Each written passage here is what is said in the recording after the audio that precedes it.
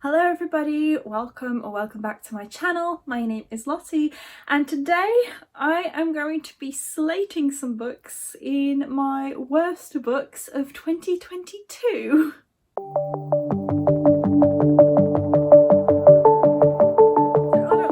A negative Nancy and talking books that I didn't enjoy. However, I've done a best books of the year list, so I feel like it's only right that I do a worst books of the year list. There aren't that many books on this list though, to be honest. In 2022 I mostly rated books 5 and 4 stars, so I did have a really good year with what I was reading. However, there were a few books that I just really did not enjoy, or they really disappointed me. Those are the books that I'm going to be talking about in this video. I've split this into two sections. So first of all, I'm going to go through my most disappointing books, and then I'm going to move on to the books that I think were the worst books I read in 2022. I've also decided to include books that I have DNF'd in this video because I did attempt to read them, and the reason I couldn't finish them is because I thought they were awful. So let's start with my most disappointing reads. These aren't in any particular order from like worst to best or worst to worser. These are just the books that I found the most disappointing last year. So first of all, let's talk about Fairy Tale by Stephen King. So this was the new release for Stephen King and I was quite excited about it because it was going to be a fantasy, and I actually ended up reading it pretty soon after it came out simply because I had it on reservation at the library, and because there was a bit of a waiting list I only had 2 weeks to read it. It did take me longer than 2 weeks to read because one, I was pretty unwell while I was reading it, and two, it was a slog. So I enjoy Stephen King's books. I do have a pretty beefy Stephen King collection that is growing because I'm collecting the new Hodder and Stoughton editions, and I was really looking forward to this, A, because it's fantasy, B, because I've quite enjoyed a few Stephen Kings, but it was just meh.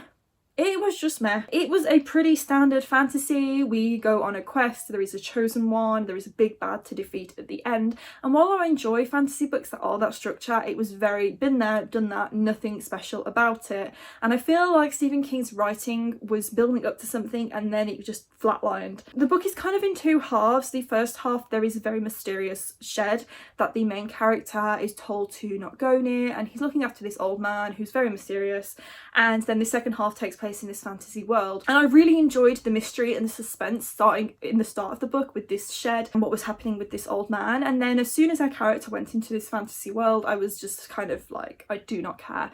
It introduced so many new characters so quickly, and they were only on page for a very brief time, so you didn't really get a chance to know them as well as you did with the characters at the very start of the book, and I just did not like it. I just did not care. I kind of wish that I DNF'd it, but it got to a point where I was so far in that I was like, I'm just going to finish it now.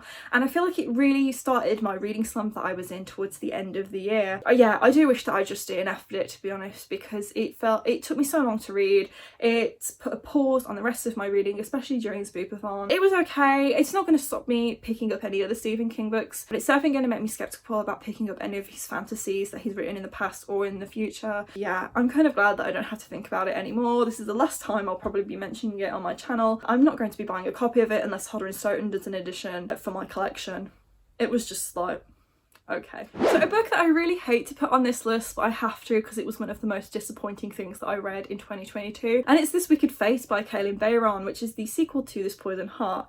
I loved This Poison Heart. This Poison Heart would have been on my best books of the year list if it weren't for this sequel. I was so disappointed with this. It was so different from the first book and not in a good way. It felt very rushed. I had no idea who any of the characters were because there was absolutely no recap or catch up whatsoever, despite the fact that I'd only read This Poison Heart like a couple of months beforehand. I found all of the characters to be really out of character. They did not feel like they were in the first book. What I really enjoyed about the first book is it has a very mysterious house, and the main character, it's a lot about plant magic, And I really enjoyed those aspects of the first book, and this second book was kind of completely on the opposite scale.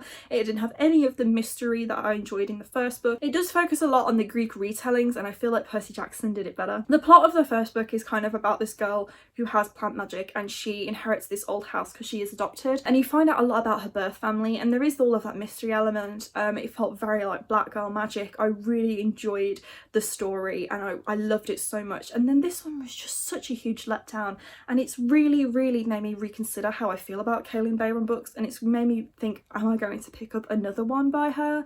Maybe not. It was just so disappointing. I was so ready as well to go in and tab and annotate this book because of how much I loved this Poison Heart, and I was very sorely disappointed. The first book as well is very heartbreaking, and it just didn't have any of that emotion. I just feel like it was very flat, very boring. It focused mostly on the plot instead of the characters that I came to really love in the first book.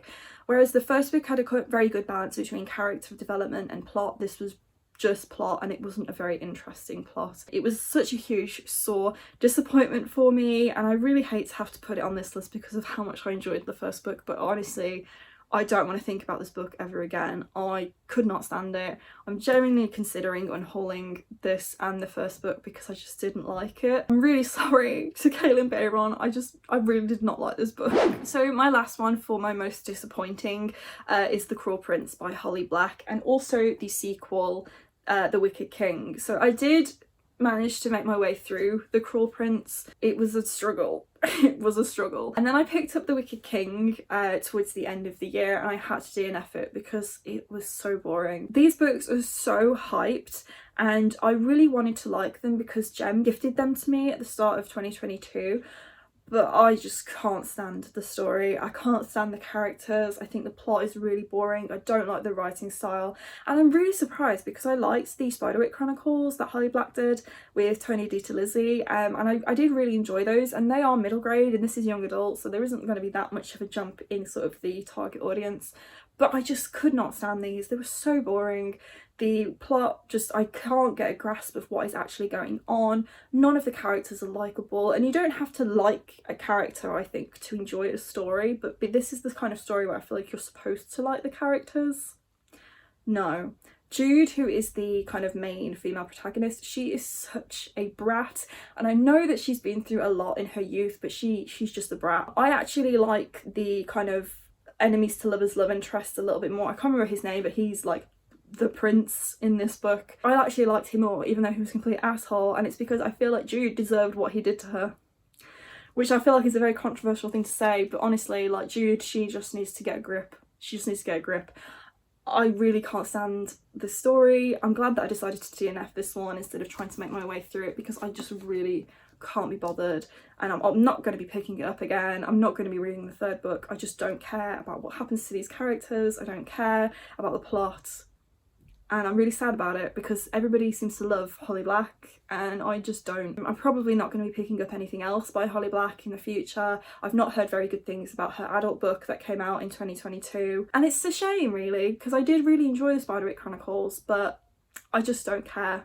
I just don't care about her books. So now I'm going to talk about the worst books I read in 2022. Before anybody comes at me in the comments for slating their favourite books, this is just my opinion and my personal experience with reading these books. I just did not enjoy them. I also think some of them are really poorly written, but we'll get to that in a moment. All of the books as well in this part of the video, I should have just DNF'd. I wanted to carry on with them because I feel a lot of pressure to have my stats look good in my wrap-up videos and for my stats to look good in general and to say like, oh, I've read all these books, and I actually probably would have had a better time and read more and enjoyed more books if I had just not bothered with these and stopped reading them when I realised I didn't like them. So I'm actually going to start with the book that I did DNF, and that was Silk Fire by Zibby Ellor. So this was an e-arc that a bunch of people in Rose Patreon were going to be reading because we were all quite interested in the plot of it. I can't actually tell you what the plot is because I tried to read it and it was unreadable. I could not stand this. I have no idea what was going on. I don't understand what the author was trying to do. It was some sort of high fantasy thing about like sex work, and I just don't really get what was going on. I don't understand the politics and the religion that was going on. I can't tell you a single thing about this book from the first 100 or so pages that I read because I had no idea what was happening, and I decided to DNF it in the end because I was like, I don't understand this book. It was awful. Honestly, it was unreadable, and I don't understand how it got to an e-arc stage to where it was going to be published, because it was unreadable. Nothing made sense. The world had absolutely no logic to it. I didn't understand who any of the characters were or what their relationships with each other were. It was just awful. I will not be considering reading any other books by this author. I believe this was their debut. Yeah, it was horrible. Don't waste your time on this. So next is one of the first books that I read in the year, and it is Law by Alexandra Bracken. I read this as part of a book club, and it actually kind of put me off joining in with a book club because I hated this book so much. I listened to the audiobook for this, and probably partly my fault is I was rushing through the audiobook, so I couldn't really follow it very well. However, there are other audiobooks that I have rushed through, and I've understood what was going on in them, and I could not understand a single thing of what was happening in Law. I found it really difficult to follow, and that's probably down on the author and not just me and how I was reading the book. So as much as I can remember, this is a kind of Greek myth retelling, very Hunger Games style, where I think the descendants of the Greek gods kind of all fight each other every so often to be a champion of some sort. It takes place in New York. It's kind of like Greek gods in New York in the Hunger Games. I liked the concept of it. I couldn't follow who any of the characters were. They were all had like 2 names or something. I couldn't really understand why they were fighting in the first place. And there was meant to be some sort of romance, and I thought it was between 2 people, and it was actually between 2 other people, and I don't really know what was going on.